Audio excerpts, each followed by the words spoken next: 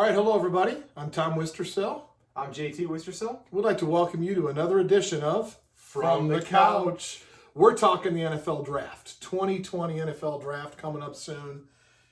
Tonight, we're going to talk about the NFC South, a great division with lots of balance there, where the Saints dominated last year. We'll see if they can continue that heading into the 2020 season. So let's start there, JT, with the New Orleans Saints. What did they do in the offseason to improve their team? Most importantly, not much improved, stay the same. Convinced Drew Brees to come back for another season. Contemplated retirement very seriously, got him to come back. Also brought up his potential successor in Taysom Hill. Brought him back as well. Brought in Emmanuel Sanders, another upgrade at wide receiver. They really needed a clear number 2 there for a little bit, so good move. And then brought back Malcolm Jenkins as well, who was there for their last Super Bowl run with Drew Brees back all those years ago. So some good moves for them. Okay, let's talk about the draft with the Saints. I know they have one pick in the first round, 24th.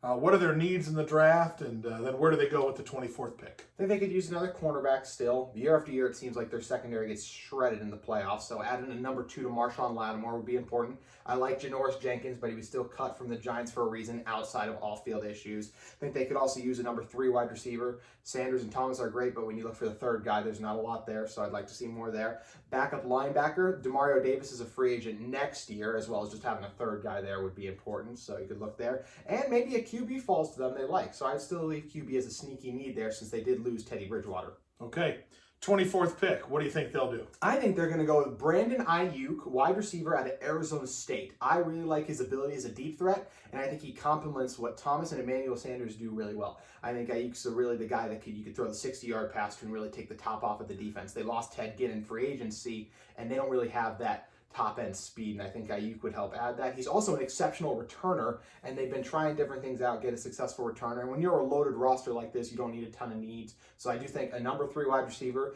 deep threat is a need, and just the returner like that. I think that Ayuk is good value here. Okay, so you think they load up the offense in the first round in that? I do. How about later in the draft? Where do they go, and what are they looking for? No second-round pick, traded up last year to grab Eric McCoy out of A&M, and he ended up starting for center at them, so good move for them. This year, third pick is at 88 overall, so maybe they would take a guy like Damon Arnett at cornerback, Ohio State. I don't know if he'd be there, but I know one thing's for sure. They love their Ohio State cornerbacks there in New Orleans. They take those guys all the time, so he's a potential there. Or what about a Terrell Burgess coming out of Utah? Another really good corner, safety, could do all kinds of different things for your defense. I think they'd like his versatility, and I think he'd fit right in there. Okay. All right. Are the Saints the class of the division again? I still believe so, top to bottom. There's another team that made a big acquisition we'll be getting to in a little bit, but I still believe they are top to bottom, best roster, coaching QB. At least when it comes to the regular season, they're still the class, I believe. Okay. All right, let's move on to the Falcons. Finished 7-9 last year. What did they do in the offseason to improve things in Atlanta?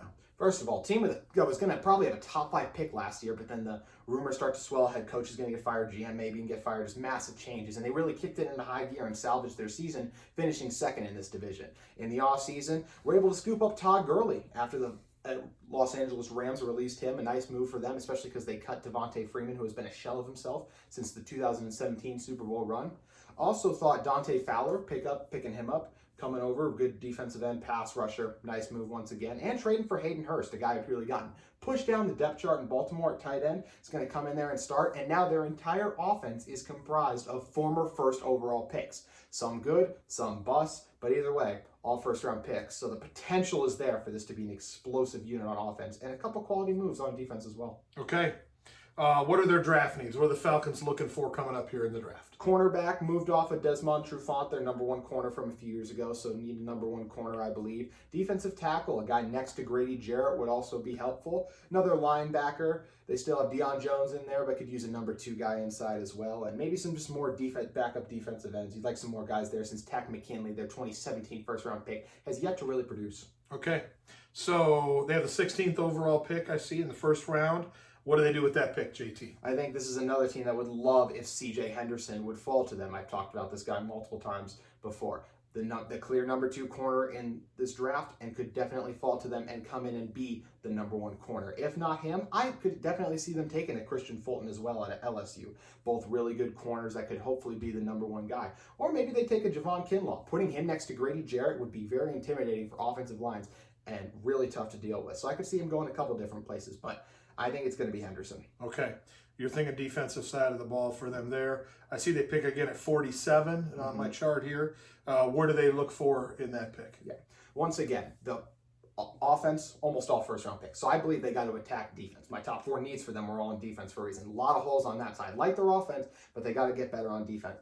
I think when they go a corner in the first round, I believe they'll look for a D tackle in the second round. Maybe they grab a Neville Gallimore, a defensive tackle out of Oklahoma. More of a raw prospect, hasn't been playing football for a ton of years, but a guy who has great athleticism and has a couple pass rush moves. And I believe if you develop him correctly, like Dan Quinn and his staff could, this guy could hit and be a big-time player for them.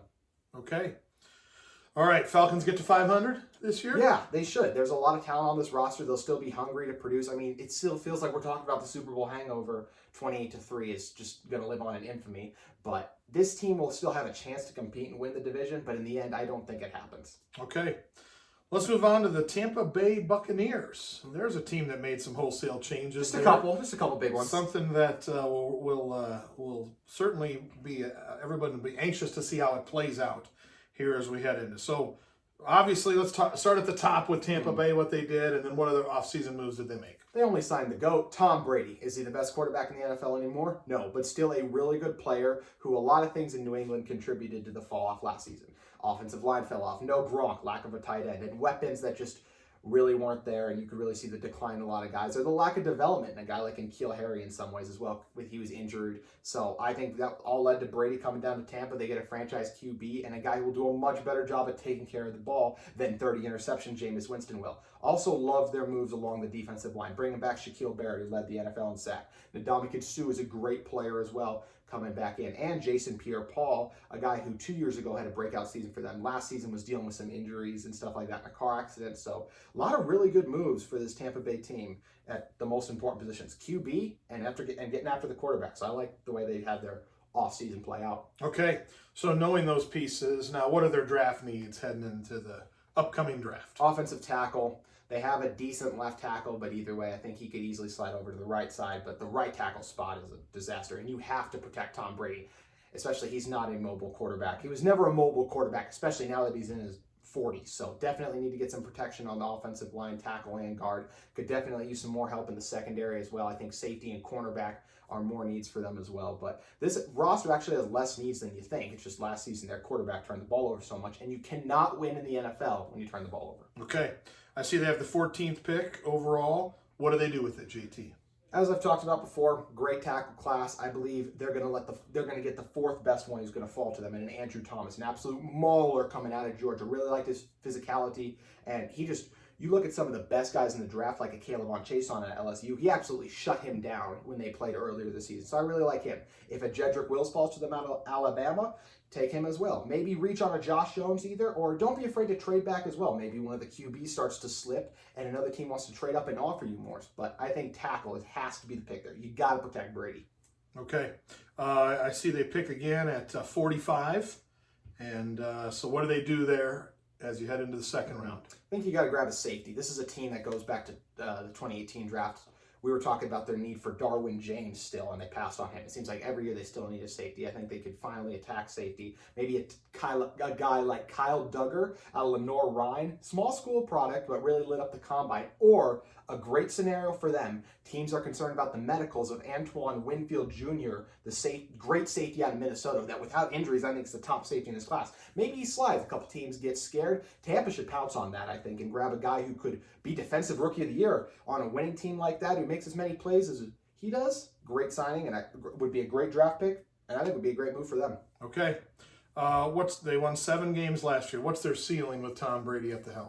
I'll go 12 games as the ceiling. They could win 12 games. I expect this team to be a wild card team personally. I think it's going to take some Tom Brady, new system, Bruce Arians with a new quarterback. Just going to take a lot of guys a little bit to get on the same page. But I think they'll start to click by the end of the season. And I believe this team come postseason time will make it farther than the Saints. Okay. Wow. Big prediction there.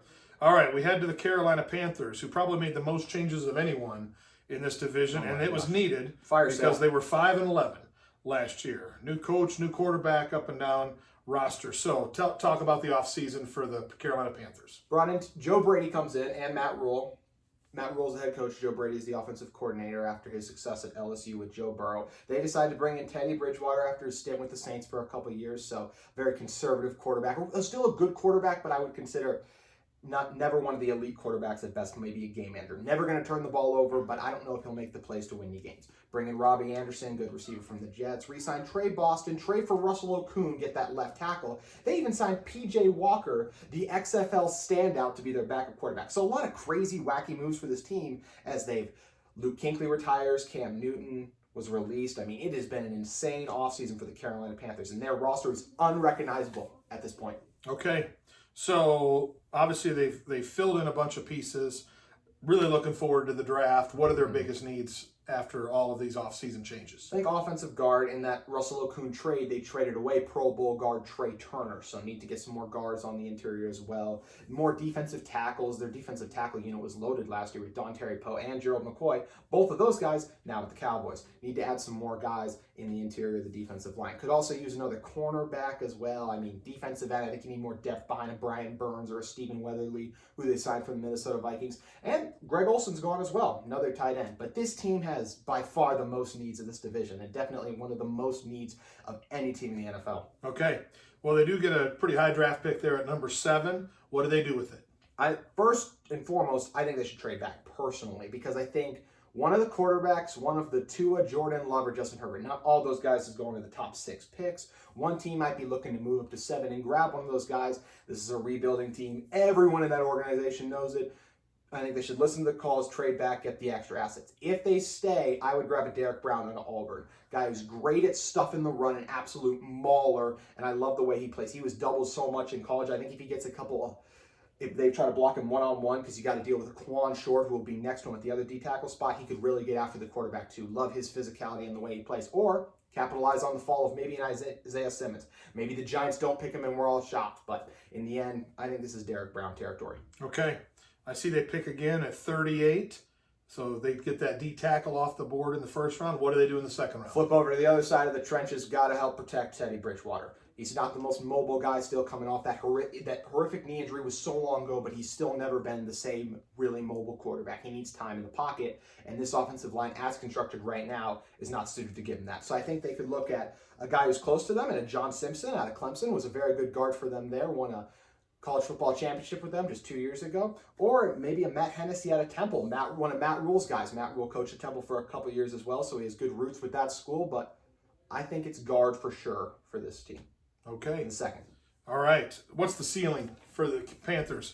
I mean, brand new team, basically. I mean, it's low. Can they sniff to 500? They're not getting out of the basement, that's for sure. I mean, no, I don't think they sniff 500. In this division where we could have 3, I wouldn't be shocked if any of the 3 other teams make the playoffs.